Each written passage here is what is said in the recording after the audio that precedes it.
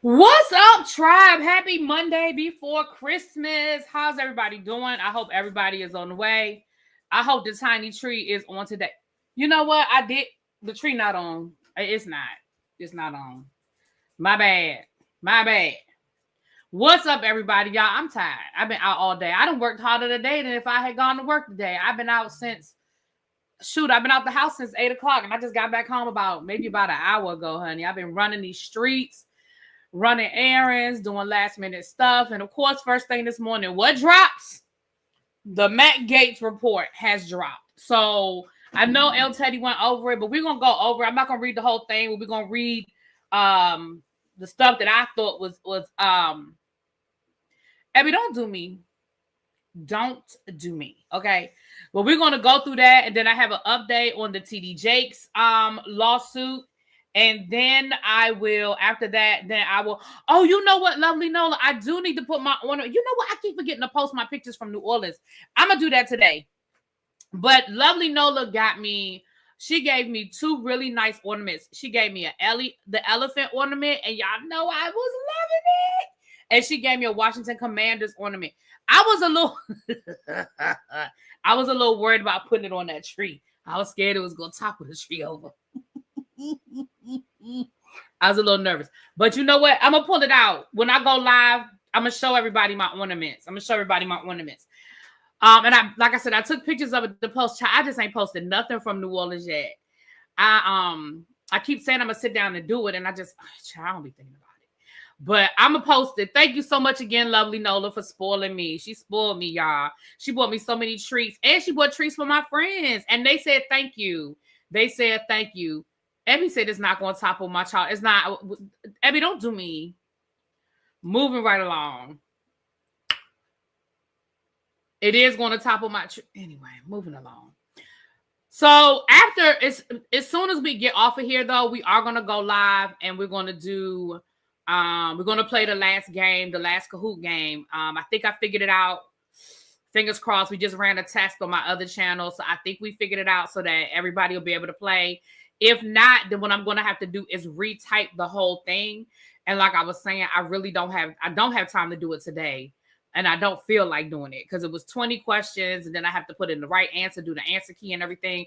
And it's just time consuming. And I already did it once. So I really don't want to have to do it again. But let's get into this Matt Gaetz situation. Now, for those who do not know, Matt Gaetz he's one of those people. And he was actually nominated by Trump to be our attorney general, I believe. And then this report was supposed to come out, and then he withdrew. What up, El Teddy? Then he withdrew himself. But we all knew this was going on. We knew he was being investigated, and we had all heard the rumors, the stories. Well, come to find out they weren't really rumors because according to this report, they have proof of these findings. So again, El Teddy read the whole thing from cover to cover, honey. He read cover to cover. But we are going to get into, like I said, I'm not going to read the whole thing, but we're going to read enough of it. And thank you, El Teddy, for the report. He did forward me this report. So thank you, boo. So let's get into it. We are going to start with the factual background, which is page 10, because this thing is 37 pages long, child.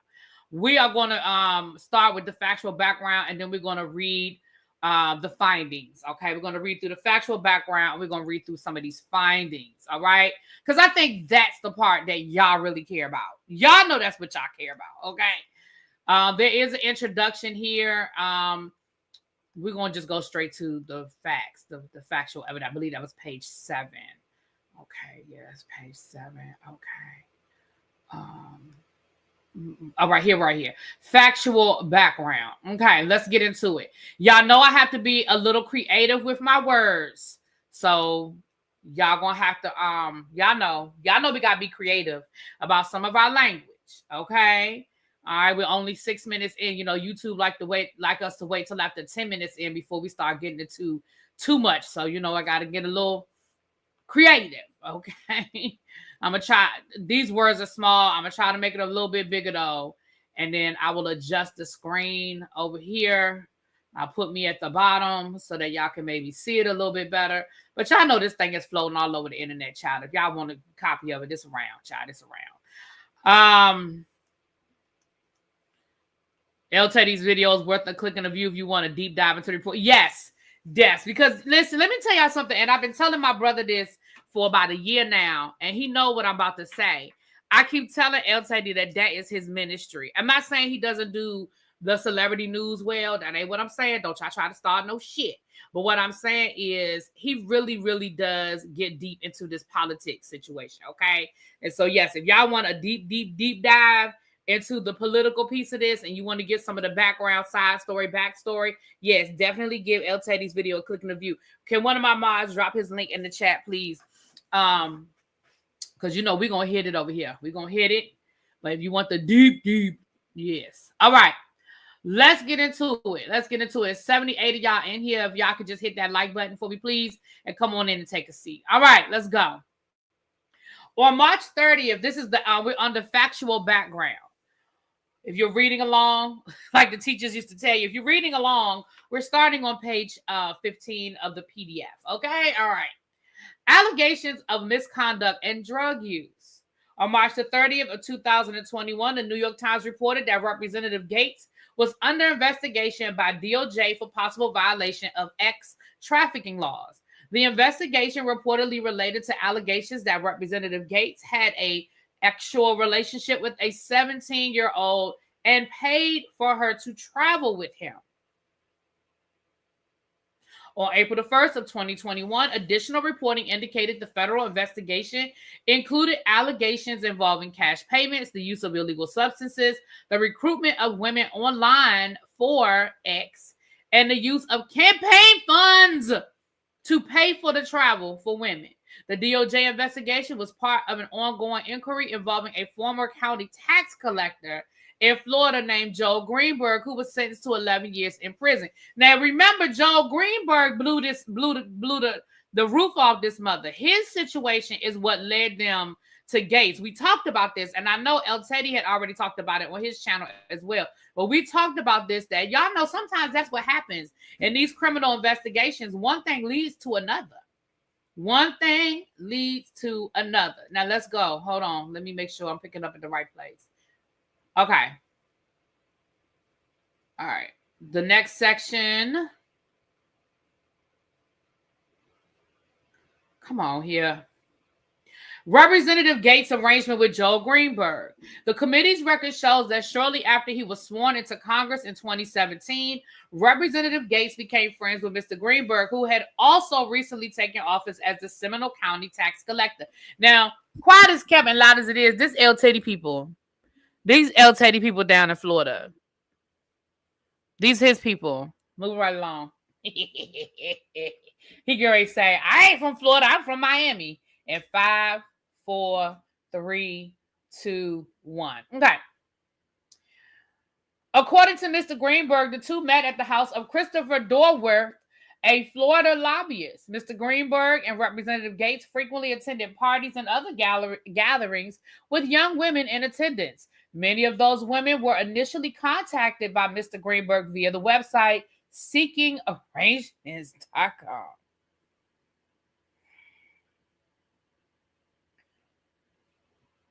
seekingarrangements.com. It's now called seeking.com. They just took the arrangements off. It's just called Seeking. Mr. Greenberg subsequently introduced the women to Representative Gaetz.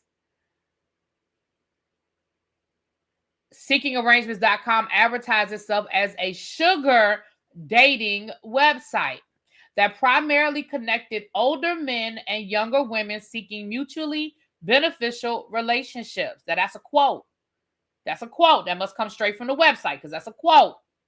The website was generally understood by many of the women interviewed by the committee to involve at minimum an exchange of companionship for money. So everybody understood what it was. It was prostitution. Y'all, it was prostitution.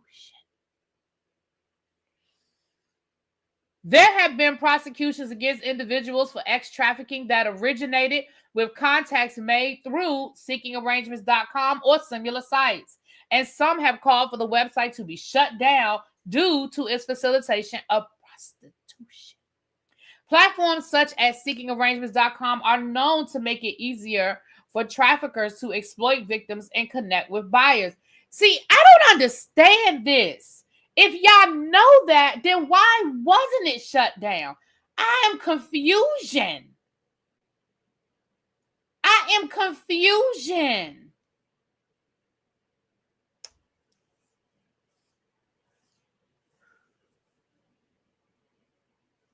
I am.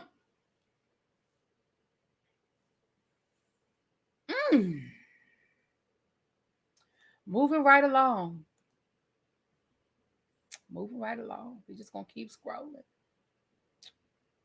The committee did not receive any evidence that Representative Gaetz had his own account. Yeah, he didn't need an account. He had his own. Child.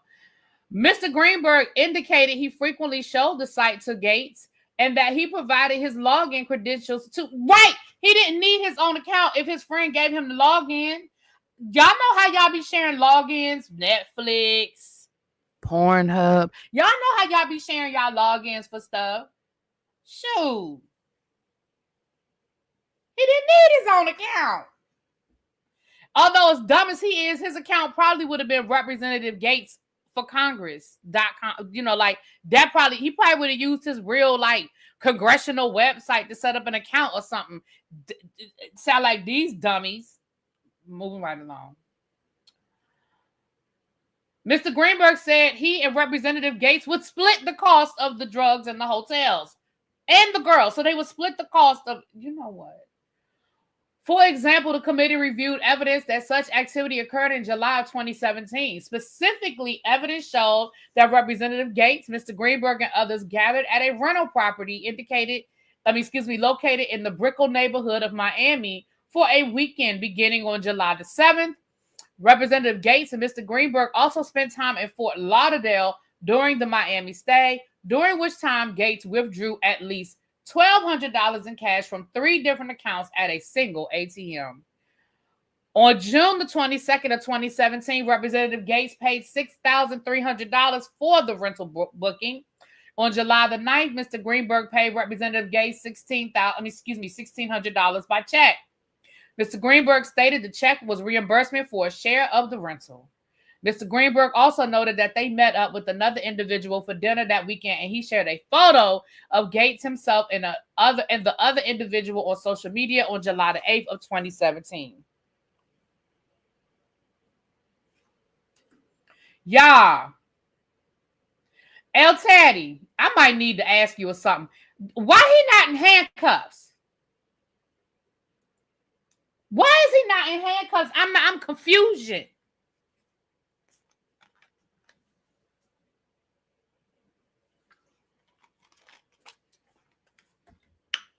Keep moving. Let me keep moving. Ugh. The committee received evidence confirming that Representative Gaetz at times personally made payments to women who attended parties with him and Mr. Greenberg using various peer-to-peer electronic payment services, as well as checks and cash. So he just said, MasterCard and Visa, American Express. He just said, however you want to get it to me, Cash App, Zelle, PayPal, however you want to get it to me, I'll take it.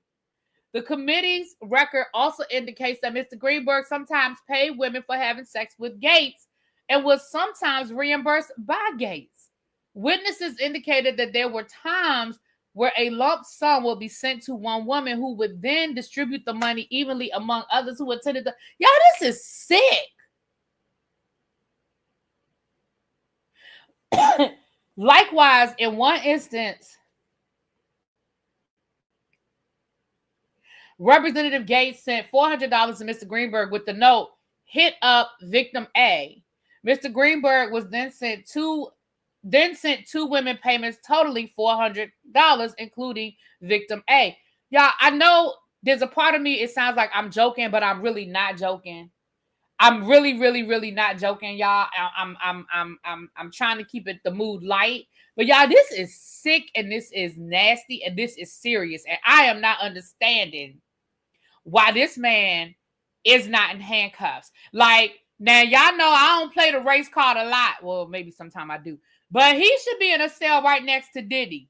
Like him, Diddy, and R. Kelly should be in the commissary together. This don't make no sense. I'm going to keep reading. But I'm mad. And I'm getting madder the more I read. On August the 19th of 2020, Mr. Greenberg was indicted on charges related to his misuse of motor vehicles record and identification documents in his role as Seminole County tax collector. So you just the all-around crook. And his attempt to falsely accuse a political opponent of being a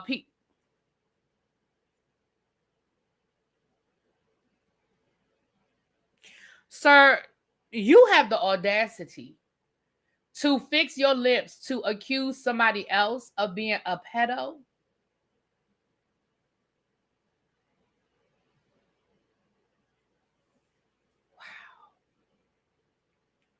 He was additionally charged with trafficking of a child, victim A, wire fraud, bribery of a political official, theft of government property, and related charges. He pled guilty to 6 charges, including trafficking of victim A in May of 2021, but his sentencing was delayed until December 22 due to his ongoing cooperation in several other matters. Yeah, he was snitching. As part of his cooperation, he provided information that was ultimately corroborated and ended in successful prosecutions. Y'all, this is nasty, y'all. This is some nasty work. This is some nasty work. Or why Merrick Garland chose not to move forward with charges and they worked to keep information from the house at this. Yes, El Taddy. Yes. See, I'm not bipartisan when it comes to stuff like that. Well, I ain't bipartisan no damn way. Right is right and wrong is wrong. And Merrick Garland, I'm looking at you, sir. Yes, you. Because this right here is some bullshit. Yeah, this is who Trump nominated for Attorney General. And let's be clear, they knew about this report. It's news to us. This is news to us. This wasn't news to them. I'm going to keep reading, y'all, but this is pissing me off. I ain't lying to y'all. I'm mad for real. Listen, I'm mad for real. Because I listened to some of El Teddy's video earlier, but y'all, I told y'all I was out and about. I didn't hear everything. But baby, let's keep going, honey. We're going to keep going. From 2017 to 2020, Representative Gaetz made tens of thousands of dollars in payments to women that the committee determined were likely in connection with sexual activity and or drug use. Payments were made to these women using peer-to-peer payment platforms such as PayPal, Venmo, and Cash App. While Representative Gaetz had accounts in his name on each of those platforms, he sometimes paid women through other people's PayPal account or through an account held under a pseudonymous email account. Representative Gaetz also paid... Child, these are just all the footnotes, child. We ain't got time to go through the footnotes. Hold on. Also paid some of the women by check or in cash. The following chart summarizes payments made by Gaetz to Mr. Greenberg and to women via peer-to-peer payment for platforms and check. Child, they done gave us a whole spreadsheet.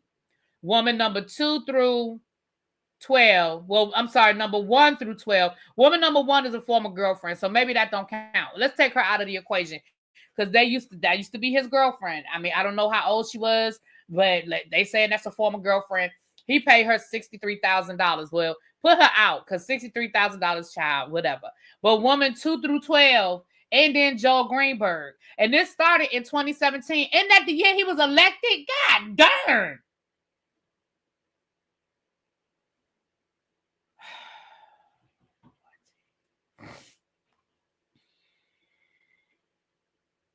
The committee's record indicates that Representative Gaetz was in a long-term relationship with woman A, and therefore some of the payments may have been of legitimate nature. However, as discussed further below, woman 1 asserted her Fifth Amendment right when asked whether the payments to her from Gaetz were for sexual activity and or for drugs or for her to pass on to others for such purposes. Based on that assertion, combined with evidence received from other sources, the committee found substantial reason to believe that most of those payments were for such activity. See how when I be trying to help people out, I was trying to help that lady. I was trying to help that lady. I was trying to say, look, that was her boyfriend. So maybe, he was just buying her Louis bags and trips and nice dinners and stuff. And they went to Vegas and did some gambling or something. But you done messed around and played the field. Did I miss your gift wrapping live? No, I haven't wrapped anything yet, child. I just got home. So you ain't missing Black Dot Memory Lane. You ain't missing, boo.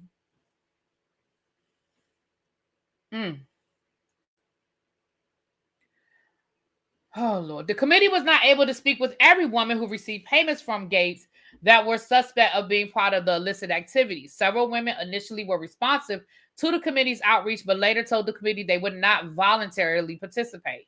Other women were clear at first contact that they feared retaliation or were unwilling to voluntarily relive their interactions with Gaetz.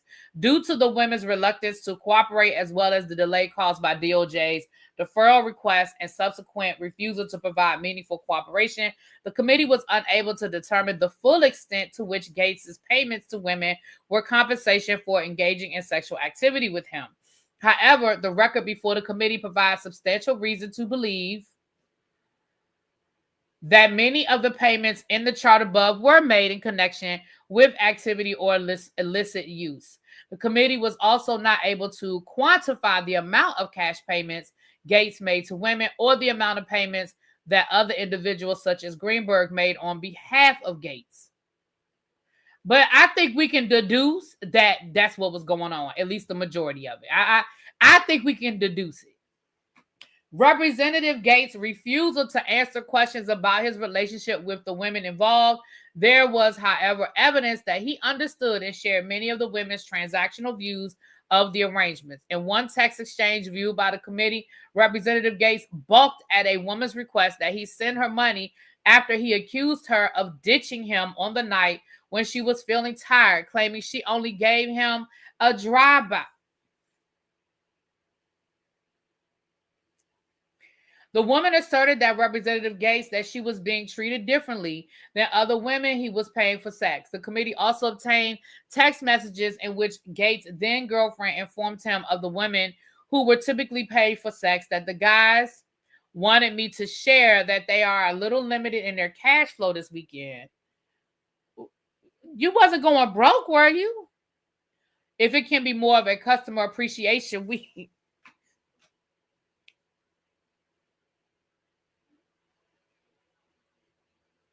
Then you wanted the services for free? You wanted the services for free? A customer appreciation week. A few months later, she noted that, by the way, Matt also mentioned he is going to be a bit generous because of the customer appreciation thing last time. Another woman specifically recalled a conversation with Representative Gaetz about issues with Mr. Greenberg's following through with expected payments after Mr. Greenberg's encounters with her. Mr. Greenberg told the committee that Representative Gaetz was aware that the women they had sex with and paid had met Mr. Greenberg through the sugar dating website. Representative Gaetz did not appear to have negotiated specific payment amounts prior to engaging in activity with the women he paid. Instead, the women had a general expectation that they would typically receive some amount of money after each encounter. In 2017, using a synonymous account, Representative Gaetz made payments to women largely without a description of the purpose of the payment. After several months, he began to use other payment accounts, including ones with his own name, using innocuous descriptions to indicate the purpose of the payments.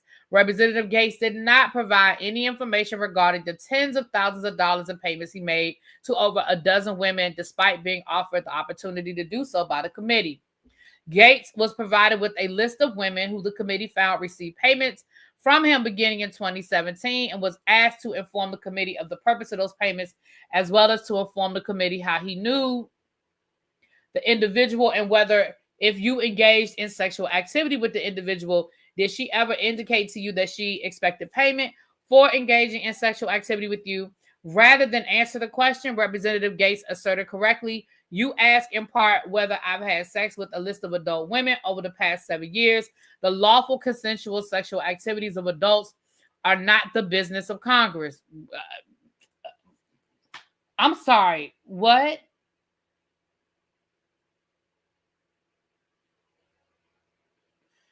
What you mean it's not their business? Sir, you are committing crimes. I'm sorry, what?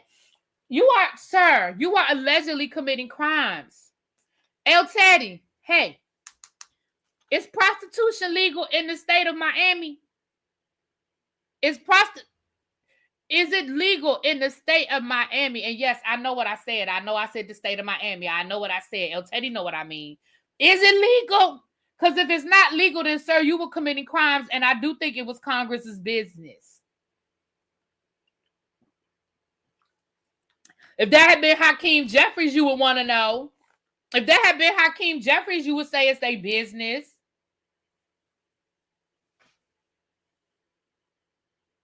If that had been Cory Booker, you'd have said it was your business.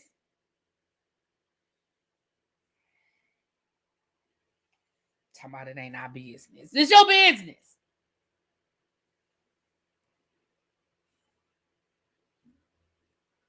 Oh, he over there by where little baby is. Oh, okay. Okay. All right. Okay. Many of the women interviewed by the committee were clear that there was a general expectation of sex. One woman who was paid more than $5,000 by Gaetz between 2018 and 2019 told the committee that 99% of the time Gaetz and I were hanging out, there was sex involved. Text messages obtained by the committee show that Representative Gaetz would also ask women to bring drugs to their rendezvous, in some instances requesting marijuana cartridges and repaying the women directly, but in other cases requesting a full complement of party favors, vitamins, or rolls. Representative Gaetz sent one woman several $100s for marijuana cartridges. One woman stated that with respect to the 2018 Bahamas trip, myself and Gaetz' then girlfriend bought drugs with us. And I do know that Matt supplied his girlfriend with money. Another woman said that she bought the cocaine to at least one event with Gaetz, and that she witnessed him taking cocaine or ecstasy on at least 5 occasions. Greenberg told the committee that he would typically provide drugs such as ecstasy for events he attended, and Representative Gaetz would pay him back in cash. Several other women observed Gaetz to be under the influence of drugs. Additionally, nearly every witness interviewed observed Gaetz using marijuana.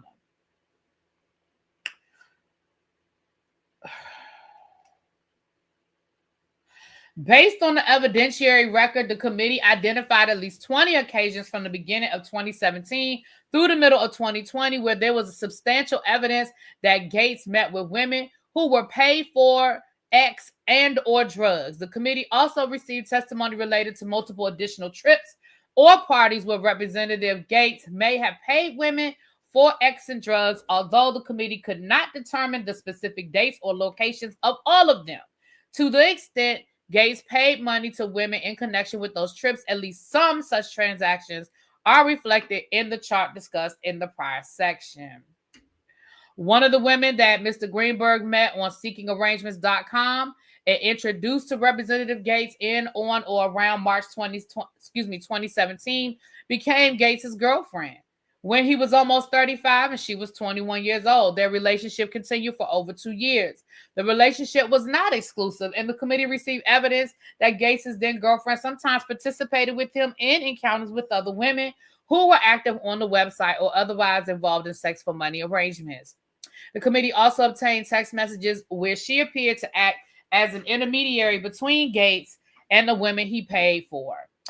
She herself was paid tens of thousands of dollars by Gaetz over the course of their 2-year relationship. She stated, Matt always paid for anything for me. However, she invokes her Fifth Amendment right against self-incrimination. I bet she did. In response to several questions, including what the purpose of the specific payments were for, whether Gaetz ever paid her money for sex, and whether she was aware of him paying others for sex. She also invoked her Fifth Amendment privilege when asked to explain an increase of payments in 2019, whether any of those payments were for drugs and whether payments she received were related to Gaetz. Received from Mr. Greenberg were related to Gaetz. The committee obtained messages between Greenberg and a 20-year-old woman he met through seekingarrangements.com who noted, I usually do $400 per meet. Well, damn. As shown in the following exchange, Mr. Greenberg and the woman made plans to each bring a friend to their next meet. The committee found that the language used by the woman and amount proposed were consistent with the typical pay per meet arrangements made by users of seekingarrangements.com at the time. Child, they don't have the screenshots of the text messages. They don't have Matt Gaetz.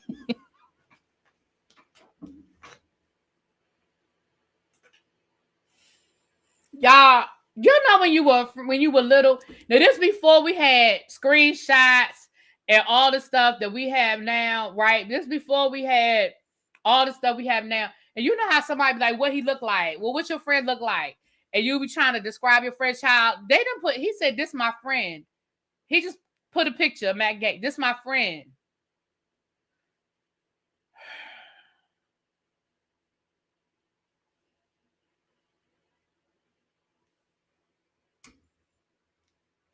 Child. Let me come back over here. The message is saying, if you have a friend that is down, perhaps all four of us can meet up later. Do you party at all? Question mark.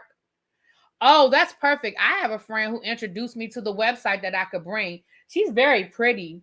Great personality. I usually do $400 per meet. Does your friend use the website as well? And yes, I do like to go out sometimes. Very cool. Yes, he understands the deal. What does your friend look like? $400 is not a problem. Are you both old enough to drink? Question mark. So what do you have in mind for tonight? And then there's a picture of Gaetz, and he says, my friend.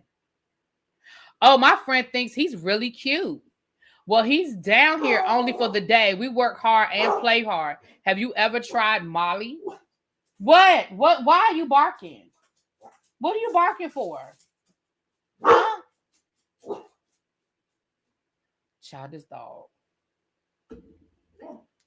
Y'all.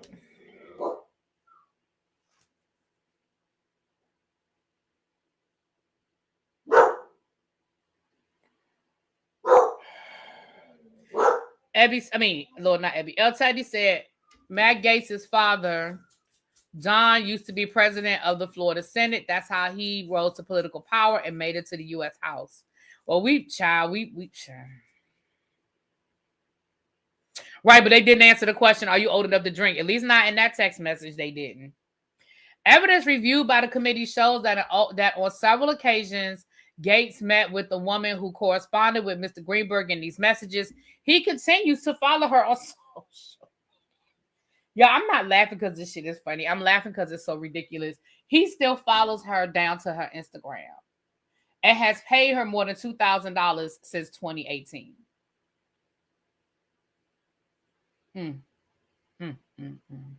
The committee received evidence indicating that the 20-year-old woman in the above messages joined Mr. Greenberg and Gaetz at a hotel in Florida less than 2 weeks after her initial encounter with Gaetz.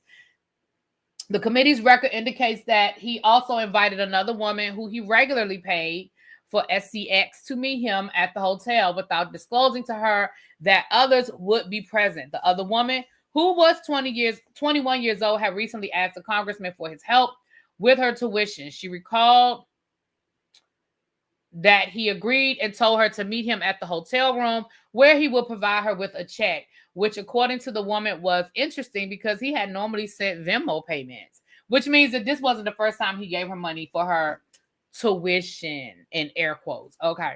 The 21-year-old woman told the committee there was an expectation of a sexual encounter. The four of them had sex and afterward.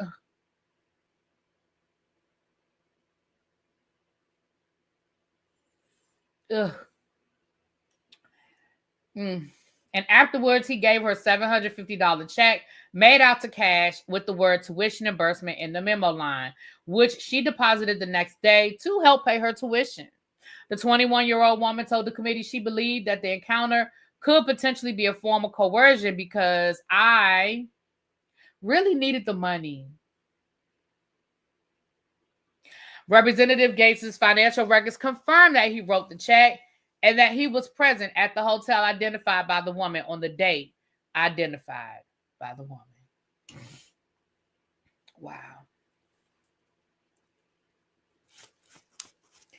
As another example, the committee obtained text messages that appeared to show Gaetz messaging a woman he knew through Mr. Greenberg, inviting her to travel on a private plane to Key West from May 19th through the 21st of 2017 with 2 guys and 4 girls, a very high-quality, adventurous group.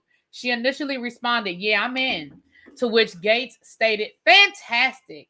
As is true with all time you spend with me, it'll be fun and very chill."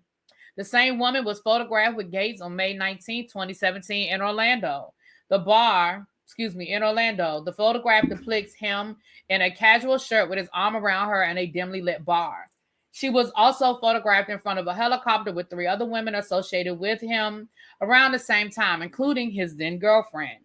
After the committee obtained copies of the text messages and selfie photo, there was public reporting about the evidence. In response to the reporting, Gaetz' spokesperson released a statement asserting that Gaetz did not know anything about the woman you're referencing, though he takes thousands of selfies each year. See, I'm going to need to put a pin in that right there. See, it's stuff like that is the reason why when these people come out here and they make these grand statements about their innocence and how they don't know these people and they don't know nothing and it's a setup and it's extortion and it's this and it's that. That's why that shit don't move me. It be moving some of y'all. Y'all be like, well, you know, he's fighting really hard, so it must not be true. Oh, he's threatening to sue, so it must not be true. Oh, he actually did sue, so it must not be true. Baby, that don't move me. Because these people come down here and they say, I don't know these people. Oh, I take thousands of selfies a year. Oh, I go to that bar all the time. Oh, I don't know that woman. And come to find out, this man not only knew this woman, but he knew her. Like, he knew her. You know what I'm saying? I can't get into all of that. Diddy called what Cassie did a money grab, and he was innocent, and he will be cleared, and the world will know that he's a liar, and he was gonna go after everybody that was lying on him, only for what was it, 5 months later for that video to drop of him whooping Cassie's tail in that lobby. Now that don't mean that everything Cassie said was happened is the truth, but I'm just telling you, we know at least one thing Cassie said is true because we saw the video. So his attorney then released a statement. I remember when that picture came out, and his attorney talking about he takes hundreds of selfies every year. He doesn't know this woman, and come to find out he know her. He know her. Yana and Angela upstairs with the herbal libations. Y'all might need it. Okay, Tracy said the bar is open. We need all of the above. Okay, if you need a drink, go on down to the bar. Tracy got one for you. If you lit up in green, you a VIP. Just put your order in. Somebody will bring you your drink. Now, if you want to go upstairs, Angela and Yana, they got it going. Okay, we're not quite at 200 people, so we can't open up the. Abby opens up the hookah at 200 people. We're not there yet. Okay, we may not get to 200 people. Okay, so y'all might not be able to get you no hookah today.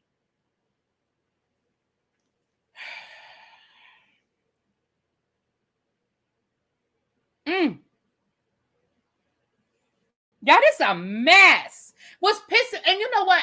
It's pissing me off because, and don't get me wrong, y'all, I am not naive. I am not naive to the fact that it's things like this have happened on both sides and nothing has happened. It's been swept under the rug, right?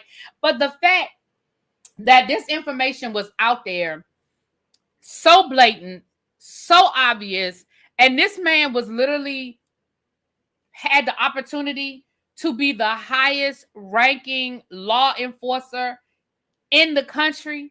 This man was nominated to be the freaking attorney general. Are you crazy? Christmas margaritas. That sounds enticing.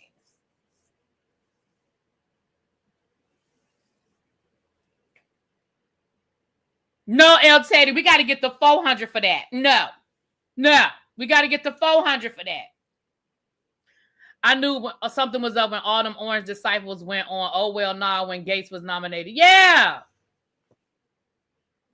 All right, y'all. Let's keep going, child, because, Lord, I said we wasn't going to read the whole thing. We still have about 10 more pages to go. So give me come on. Work with me, people. Okay, wait a minute. All right. In February of 2018, Mr. Greenberg introduced Gaetz to two women with accounts on seekingarrangements.com. They were generally older than the other women that Mr. Greenberg had previously introduced him to and had slightly different relationship with the two men. They were the only women paid by Gaetz who denied to the committee that the payments were received from the congressman were compensation for engaging in sexual activity. So they're insinuating that because these women were older that he wasn't having sex with them. Is that what they're trying to say? Because why you had to put in there that these women were generally older and they had a different relationship and they're the only ones that denied actually having sex. So what you trying to say? I feel like that's what you're trying to. And how much older? One of these women who was 25. See, that's sick. So you saying that 25 was too old? When she met Representative Gaetz, testified she understood herself to be more sophisticated than some of the other women on seekingarrangements.com. In contrast to the women who almost exclusively interacted with Gaetz in the hotel room or at private parties, this woman attended events such as his date, for which she was paid between $500 and $1,000 per event. Oh, so she was just an escort. She just went with him places. Okay. She also stated that she did not feel pressured to have sex with him and only did so on some occasions. She told the committee that in December of 2019, Gaetz had his congressional assistant arrange travel for her to Washington, D.C. for one night. According to the woman, she attended a dinner with Gaetz and a few other individuals. She stayed overnight at a hotel and had sex with him. He sent her $1,000 around that time. The woman told the committee she was paid to be his date and that sex was not necessarily the expectation. But it sounded like you did it.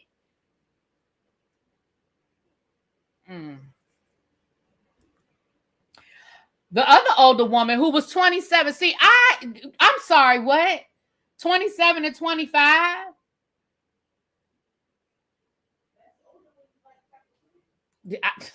I know, right? All right. Hold on. The only woman interviewed by the committee who did not view her relationship as transactional in nature. The first time she met Gaetz, however, she had sex with him and was paid $1,000, which she understood to have been Gaetz's direction. She told the committee that she viewed her relationship with Gaetz as more or less dating, although it was never anything serious. She said she was not familiar with his then girlfriend and said she was not aware that he was also having a sexual relationship with her friend, the 25-year-old woman. She frequently commented on his social media, and he still follows her on social media. So I'm sorry, you didn't view your relationship with him as transactional when the first time you went out, you had sex, and then he gave you $1,000. I'm sorry. I'm sorry. What? Listen. If it walk like a duck and it talk like a duck, it's a duck. I don't give a fuck if you call it an elephant. If it walk like a duck and it talk like a duck, it's a duck. I don't care what you call it. Talking about I didn't view it as transactional. Well, I don't care what you viewed it as. It was.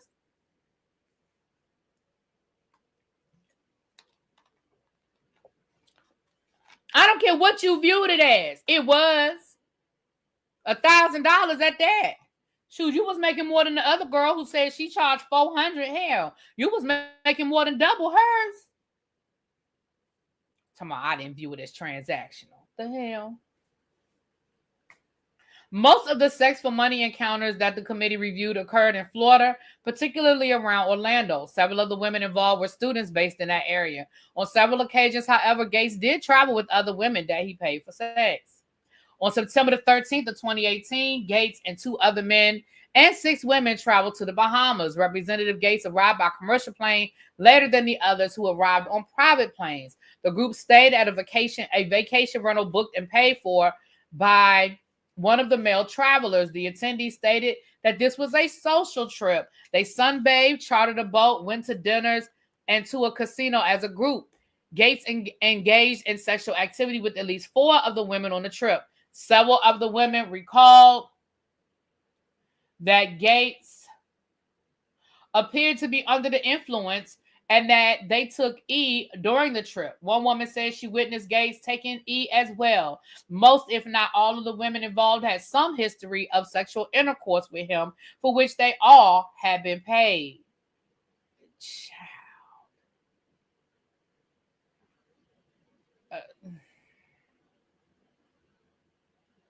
The group returned to Orlando on September the 16th. Gaetz flew on a private plane with another man and 3 women, while the remaining individuals flew on another private plane.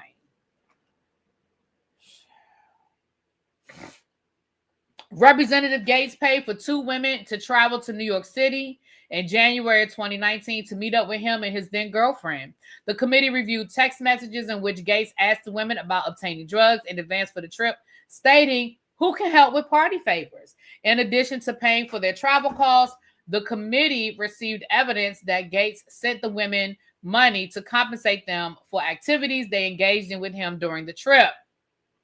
While all the women that the committee interviewed stated their activity with Gaetz was consensual, at least one woman felt that the use of drugs at the parties and events they attended may have impaired their ability to really know what was going on or fully consent. Indeed, nearly every woman on the committee spoke with could not remember the details of at least one or more of the events they attended with Gaetz attributed to the drug or alcohol consumption. The women also discussed instances where Gaetz would try to convince them to have sex with him or Mr. Greenberg. He would make them feel bad about not having sex with him, and that he would say, "Why don't you want to have sex with me?" Or, "Mr. Greenberg looks very sad over there. Make him happy." Another woman said their relationship at some point was a loving friendship, but over time it felt like a task. A third woman said, "When I look back on certain moments, I feel violated." One woman said, "I think about it all the time. I still see him when I turn on the TV, and there's nothing anyone can do. It's frustrating to know I live the reality that he denies." Now, here's the part. Let me give y'all a trigger warning. I'm going to give y'all a trigger warning.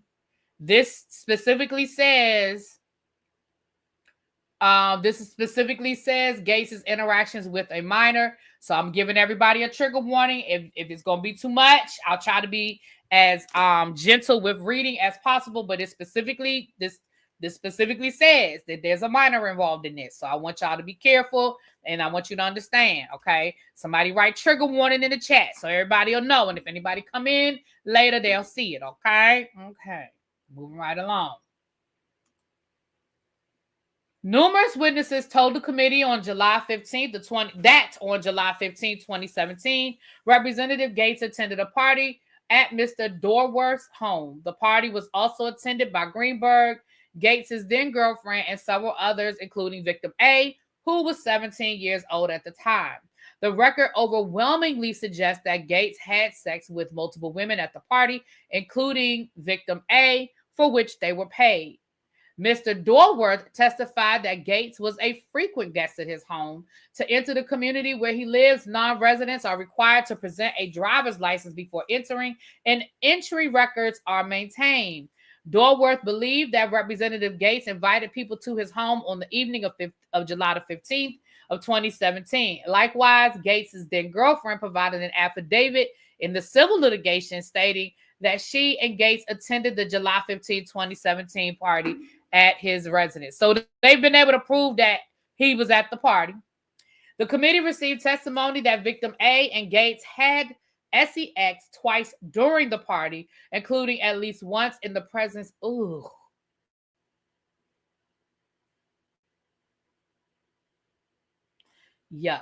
the presence of others. At the time, she had just completed her junior year in high school. Oh, I'm sorry, I skipped a line. I'm sorry. Victim A recalled receiving $400 in cash from Gaetz that evening, which she understood to be payment for the activity. At the time, she had just completed her junior year of high school. She said she did not inform Gaetz that she was under 18 at the time, nor did he ask her age. The committee did not receive any evidence indicating that Gaetz was aware that victim A was a minor when he had sex with her. So listen, Had there not been all this other stuff going on, I might be like, well, dang, she ain't tell him and he ain't asked. But baby, with all this other stuff going on, I don't care. I don't care. You're a sick individual. Moving right along. Victim A acknowledged that she was under the influence of E during her encounter with Gaetz at the party and recalled seeing him use cocaine at the party. Victim A told the committee she was certain of her encounters with Gaetz that night. As discussed further below, he generally denied engaging in activity with a minor, but refused to answer specific questions relating to his interaction with Victim A. On August the 2nd of 2024, Gaetz sent the committee a copy of a social media post from Mr. Dortworth regarding his lawsuit against Victim A, in which he had accused her of being part of a conspiracy to defame him. In that post, Mr. Dortworth discussed his recent settlement with Victim A, in which no funds were exchanged. He asserted that he had succeeded in proving that Victim A lied about him and that she didn't just lie about me. She lied about Gaetz as well in a federal criminal investigation that resulted in no charges against the congressman because of our false accuser has no credibility and no evidence for the crime that didn't occur. The same day, Mr. Dorworth revised his post after Victim A's attorneys contacted his attorneys to remove his claim that he succeeded in proving that Victim A had lied, but maintaining his assertion that she falsely accused Gaetz. Mr. Dorworth testified to the committee that he himself was not present for the July 15th party at his own home, despite Victim A's assertions to the contrary. After the committee interviewed and after he settled his lawsuit against Victim A, Mr. Dorworth was deposed and confronted with cell phone records showing that he was in fact at his residence during the party.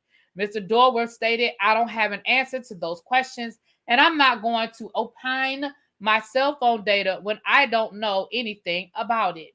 I don't know. I don't believe I was there. There could have been a million reasons for that." As the question about his cell phone pinging from a tower less than a mile from his home, hold on, y'all, I missed my... less than a mile from his home continued, Mr. Dorworth became irritated, informing the attorney, "I'm telling you, I was not at the party. So if you believe those phone records somehow impute that I was there or they make it just undeniable, then that is certainly your belief." The committee requested through counsel that Mr. Dorworth clarify his testimony regarding his whereabouts on the evening of July the 15th. His counsel did not respond. Gaetz's response to the allegations. Representative Gaetz categorically stated to the committee that the allegations that he may have engaged in sexual misconduct, including violations of federal laws relating to trafficking and state laws relating to prostitution and statutory RAPE, were false, and that these allegations were investigated by the Department of Justice and the investigation was completely dropped. He also repeatedly incorrectly stated that the DOJ investigation exonerated him. Representative Gaetz did not provide any explanation for his assertion that the allegations of the state law violations were false. Even though those violations were not within the jurisdiction of the DOJ, he also denied the allegations that he used illicit drugs. Of course, he's going to say what he's supposed to say. The committee provided Gaetz with the names of 15 women who alleged to have received payments from him or on his behalf relating to misconduct and illicit drug use, as well as the approximate payment amounts and transaction years, but he did not provide any explanation for those payments. Representative Gaetz responded publicly to the allegations that his payments to women were for sex by stating, "Someone is trying to recategorize my generosity to ex-girlfriends as something more toward." He also repeatedly denied having ever paid for sex. When given the opportunity to put that assertion in writing in this matter, however, Gaetz refused to respond, asserting that asking about sexual history with a single man with an adult is a bridge too far. Representative Gaetz did broadly address the allegation that he engaged in activity with a minor. He asserted in his September 26, 2024 letter to the committee, your correspondence of September 4th asked whether I have engaged in actual activity with any individual under 18. The answer to this question is unequivocally no. You can apply this response to every version of that question in every form. The committee's September 4th letter, however, specifically asked him whether he was present at the July 15, 2017 party, whether he ever engaged in activity with victim A, and whether he ever gave victim A money, and if so, for what purpose. Representative Gaetz did not answer any of those questions.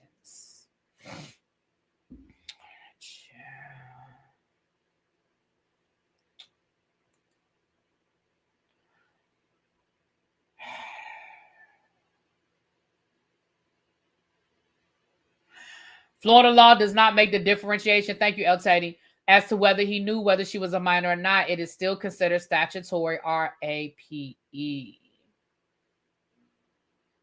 Not he more for the streets than Jocelyn Hernandez and Carly Red combined. Mona could have casted this man. Angela, I'm not doing this with you. I'm not doing this with you, Angela. Not today. Not today. Thank y'all for putting the trigger warning in the chat. All right, we're going to read a little bit more, child. We only have a few more pages. And then we'll give you guys the update on TD Jakes. We got a few more pages, and we'll do the update on TD Jakes. Whew, child. Allegations relating to the house gift rule. In 2021, news outlets reported that federal investigators were reviewing the 2018 Bahamas trip. According to these reports, the trip was paid for by an associate of Gaetz with connections to the medical marijuana industry, who allegedly also paid for the female escorts to accompany them. The only other male attendee and also connected to the medical marijuana industry. According to press reports, DOJ was investigating allegations that this trip may have been a part of an illegal influence effort on behalf of the medical marijuana industry. As discussed above, the Bahamas trip took place on September the 13th of 2018 and included Gaetz, 2 other men, and 6 women. He flew on a commercial airline to the Bahamas. Gaetz' associate paid for a vacation rental for the group, but told the committee that Gaetz paid for various expenses in the Bahamas, such as meals, and that these expenses covered his share of the vacation rental. No other individuals recalled whether Gaetz paid for their meals, vacation rental, or other activities on this trip, with the exception of his then girlfriend. No one recalled him making cash payments, and his bank statements or credit card records do not show any transactions on these dates occurring in the Bahamas, nor large withdrawals of cash in advance of the trip. In other words, you didn't pay for nothing.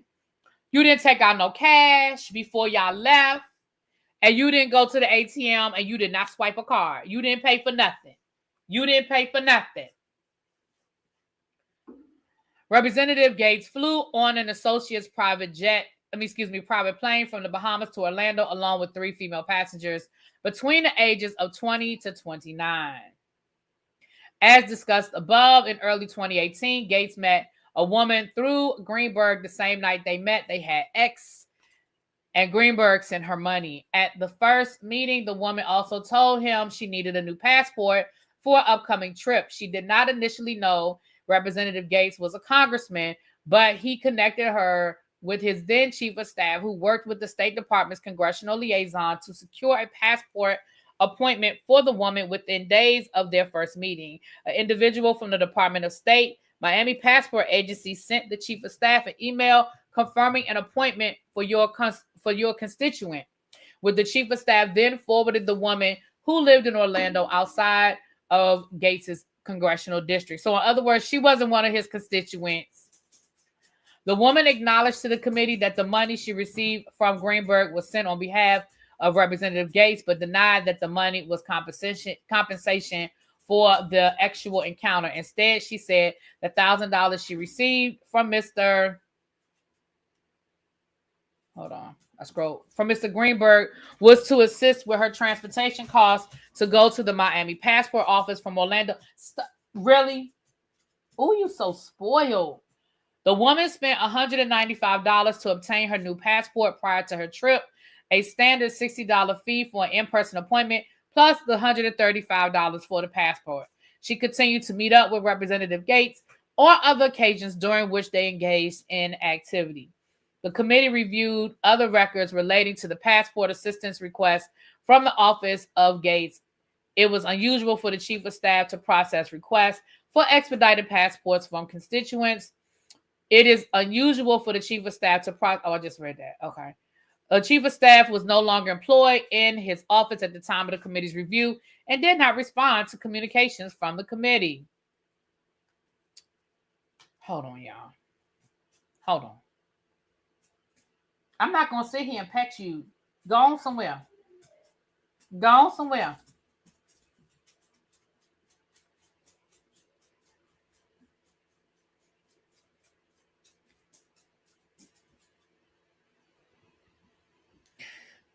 All right. We almost done, y'all. We are almost done. Thank y'all for hanging in with me because Lord knows this is a lot. All right. This last section we're going to read through is obstruction of the committee's investigation. On May the 23rd of 2023, the committee informed Representative Gaetz that it had reauthorized an investigation into several allegations, including sexual misconduct and illicit drug use, and sent him a narrowly tailored request for information seeking specific documents related to allegations squarely within the committee's jurisdiction, namely violations related to the House gift rule or bribery and improper images on the House floor. The request for information also asked for any other information that you believe to be relevant to the matter as a whole. In response, Representative Gaetz began sending letters to the chairman and ranking member asserting, among other things, that the committee's request for a 2-week response time and signed declaration under oath, both of which are standard practice for the committee, were unreasonable and that he was being treated differently than other members of Congress. Representative Gaetz indicated that the committee's request was overly burdensome as he would need to sort through 6 years worth of records across various accounts. In these letters, he also began making demands of the committee in exchange for his good faith cooperation, while suggesting that the committee was being weaponized against him for various changing reasons. The chairman and ranking member granted Representative Gaetz an extension through August the 11th to respond to the request for information and explain the committee's standard practices. Gaetz missed the deadline and stated he would only produce documents in person at his district office. The chairman and ranking committee responded again, giving him an extension through September the 28th to comply with the request for information and reiterating the committee's standard practices. Representative Gaetz again missed the deadline, ultimately producing 3 pages that were not fully responsive to the request for information on October 2nd of 2023. In his response, he produced his boarding passes and itinerary used for the Bahamas trip, which he also stated he paid for personally. As discussed above, Gaetz flew out of the Bahamas via private plane. Gaetz intentionally omitted information relating to his return transportation, indicating in later correspondence that because the committee's request was for documents related to actual or planned travel to the Bahamas, he should not be expected to have produced records of his transportation from the location. When the committee noted that wait a minute, what?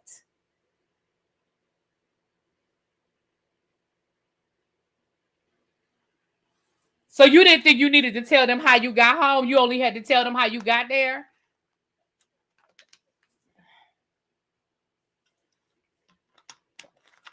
Really?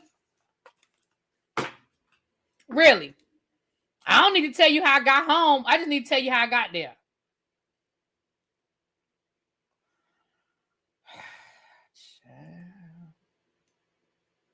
When the committee noted that any documents involving his transportation from the Bahamas was clearly related to the travel at issue, his response made it clear he was not willing to provide the good faith response. This is what he said. Does the committee also have an interest in every dollar I spent in the Bahamas on food, refreshments, and other travel provisions, such as sunscreen? I ask because your request is unclear, unrelated to house rules, and more than a bit nosy. I can represent to the committee that no funds of mine were expended in the Bahamas for illicit drug use or sexual conduct. So they're supposed to just take your word for it? You're supposed to just say, no, I didn't do it. And everybody's supposed to be like, okay, then. All right, cool. And let me bring up something. El Teddy stressed this on his live earlier as well.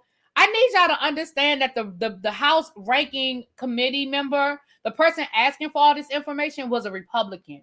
This was not a Democratic thing. Yeah, I mean, y'all know what I'm saying, a Democratic Party thing. This was coming from the Republicans. So before people start talking about the Democrats, this was a witch hunt, and the Democrats, this was the ranking member of this committee is a Republican.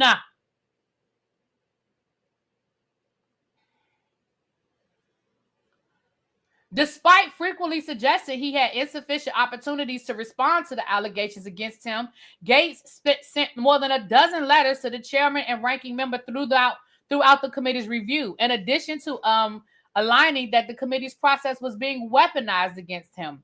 Gaetz repeatedly alleged that the committee members and staff were leaking information to the press, that the committee's nonpartisan staff were actually acting as Democrats, or that the committee was now working on behalf of former Speaker Kevin McCarthy. He also demanded to know the sources of the allegations against him and argued that the committee's investigation should be closed because the DOJ had exonerated him. Well, we already said that wasn't true, child.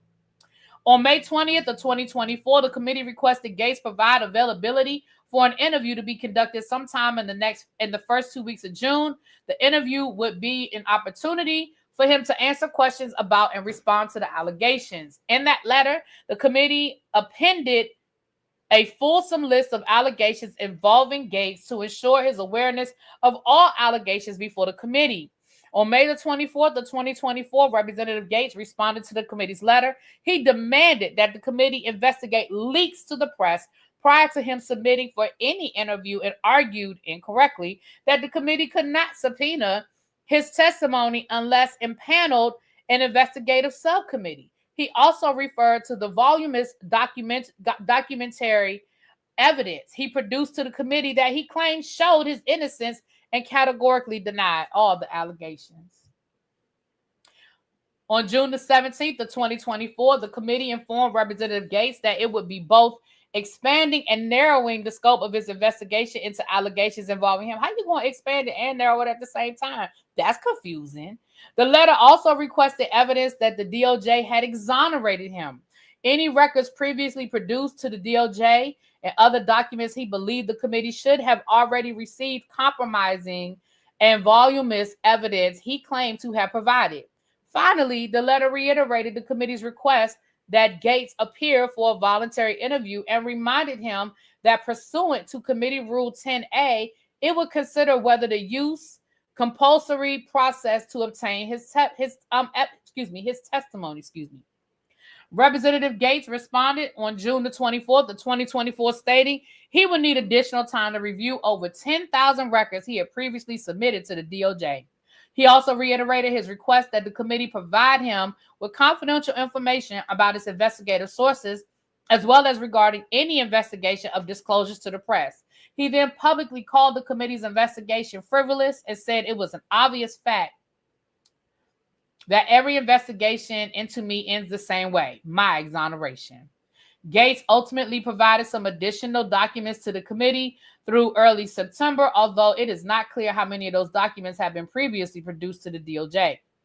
The committee also invited Gaetz to clarify the relevancy of the records he produced, most of which did not appear to be responsive to the committee's request, to which he stated only that he was prioritizing the evidence that most clearly proved his innocence.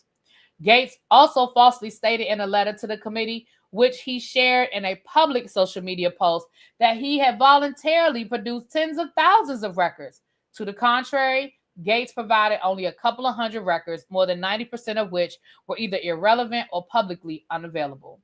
Despite multiple extensions from the committee to review and produce responsive records from the 10,000 he claimed he would review, Gaetz ultimately declared he would no longer cooperate with the committee in a public letter. The committee also reviewed allegations that Representative Gaetz may have sought to tamper with witness testimony in connection with this investigation of the DOJ's investigation. DOJ refused to provide a copy of an audio recording in which Gaetz discussed the inquiry with one of the women he paid for SEX.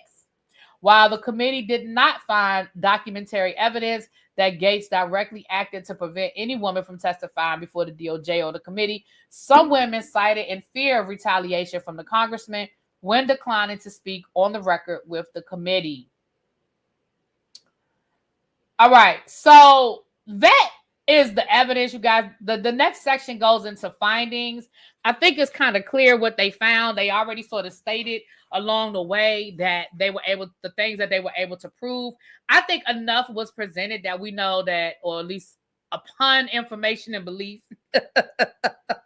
upon information and belief, I think we have enough evidence to know that this man was violating laws. That this man was violating laws. I think we've been able to prove enough of that to know that this man was violating laws.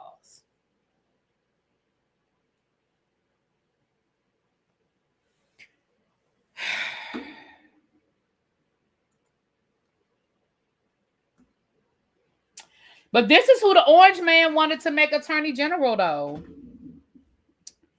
This is who the orange man wanted to make attorney general.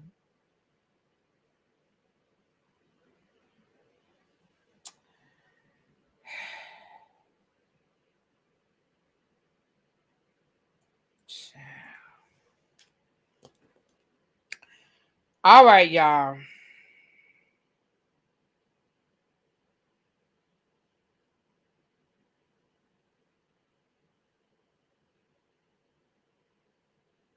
Uh-oh, Bill Clinton hospitalized. Hold on.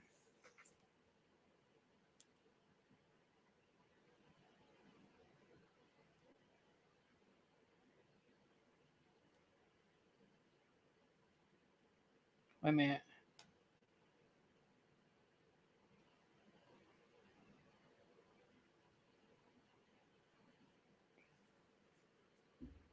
But ain't nobody shouting lock him up though, right? Ain't nobody saying, I don't see nobody chanting lock him up.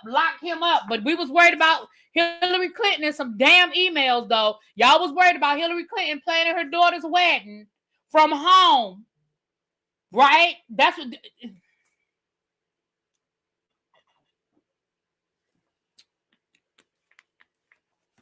Right, L. Teddy, right. I don't hear no lock her up. I don't hear that. Hello?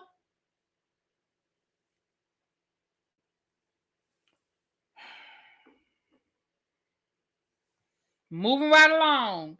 Let me give y'all this update down to the Thomas Dexter Jakes of it all. So for those of us who have been following this TD Jakes situation, let's cleanse the palate. We're switching it up because I'm done with that. I can't do no more with that. Y'all. I thank y'all for sitting through it. Some of y'all done sat through it twice because y'all listened to L. Teddy earlier. I can't do no more. I'm done. L. Teddy gave y'all the whole thing. He better than me. I can't. I'm done. I'm tapping out. I'm tapped out. Let's get on over here to the Thomas Dexter Jakes of it all.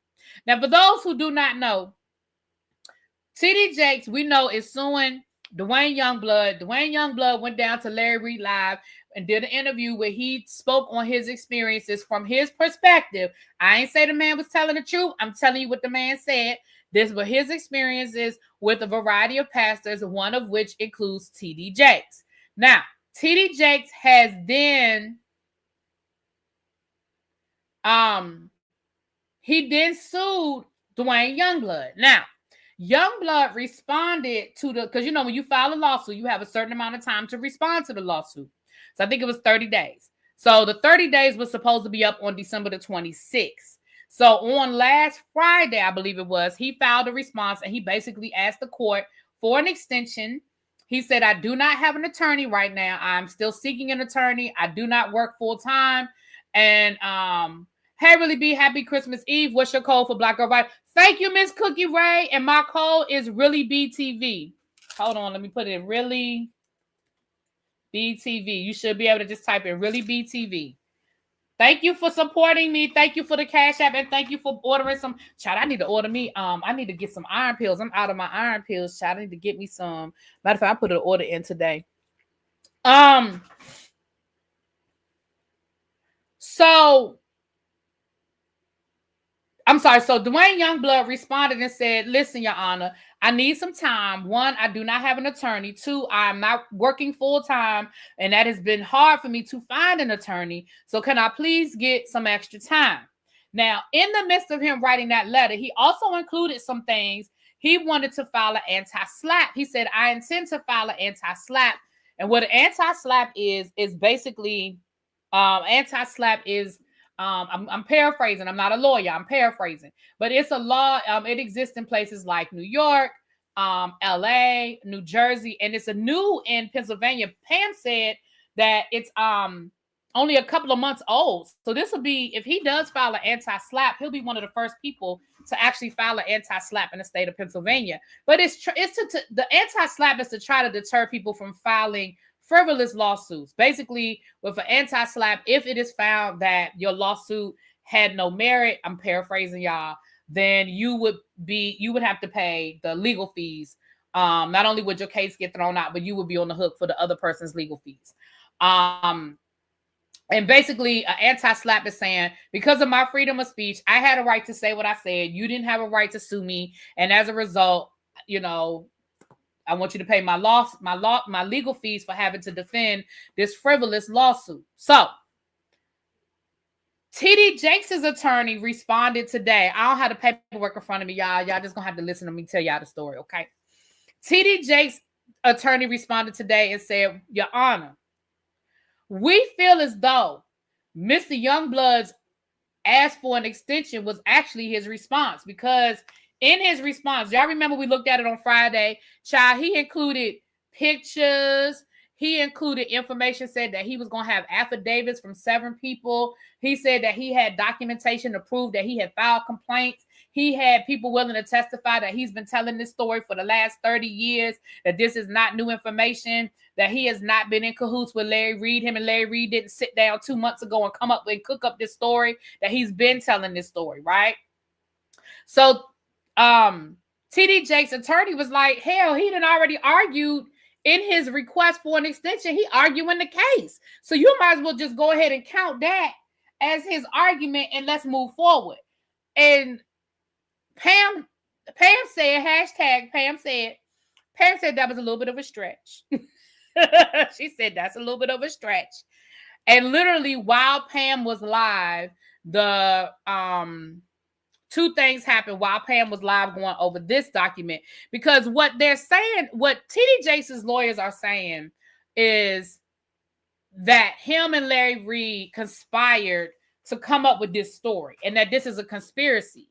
And what Dwayne Youngblood was saying in his response was, this is not something that I just came up with I didn't pull it out my ass 3 months ago. I've been telling this story for 30 years. Now, whether you believe the story is true or not, that's not the point right now. The point is, I didn't just make this up. It didn't just evolve. We didn't sit down and write a script. I've been telling this story. And not only have I been telling the story, but he alleges that TD Jakes knows that he's been telling the story, because he alleges that he had a sit-down mediation with TD Jakes and with another bishop years ago. Now, this is what he's saying. I wasn't there. I don't know what happened. But according to Youngblood, he said he been had this conversation with Jakes. Jakes know what he been saying. And he even alleges that TD Jakes apologized to him. Now, I don't know nothing about that either. I wasn't there. But allegedly, yeah, Pam was breaking it down today. Yeah, I saw that, boy. Well, that lady, Pam, listen. Pam had time today. That's all I'm going to say. I got to call her too. Pam, you in them bushes. Pam had time today. I was listening. I was out and about in them streets, honey. I was in and out, but I heard a lot of it. So while she was live, literally, we found out that Youngblood does have an attorney. Not one, but 2 attorneys have filed a notice to appear on his behalf. So he has now retained counsel.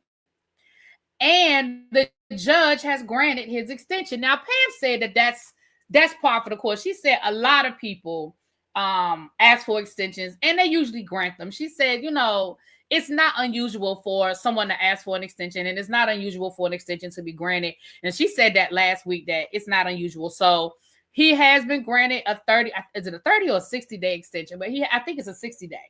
So he's been given a 60-day extension. I do believe, don't hold me to that 60-day. I think I'm right on that. He's been given a 60-day extension in order to respond to TD Jakes' initial lawsuit. But remember, TD Jakes' attorneys also filed a expedited discovery. Remember, they wanted to subpoena Larry Reed and Larry Reed Live, and they have until January the 6th to make that argument in response. So that'll probably be the next paperwork we get on this case, is the response to the expedited request for discovery. I can't say for certain, because Lord knows they've been filing paperwork every day. So I can't say for certain, but I feel like that's probably the next paperwork we'll get.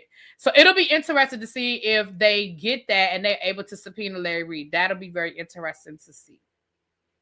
With that being said, y'all, that's what I have. Meet me back here, y'all. It's 6 o'clock. Meet me back here at like 6:15. We're going to do, I have a couple of gifts to unbox. A package came today from Lexi, and I'm going to unbox that. And then we're going to play the last Kahoot.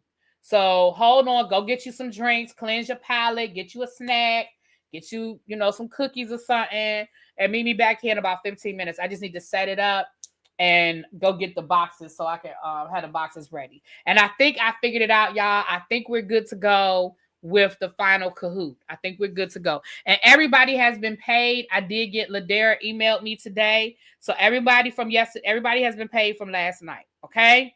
All right, y'all. Meet me back in about 15 minutes. I'll talk to y'all later. Mwah.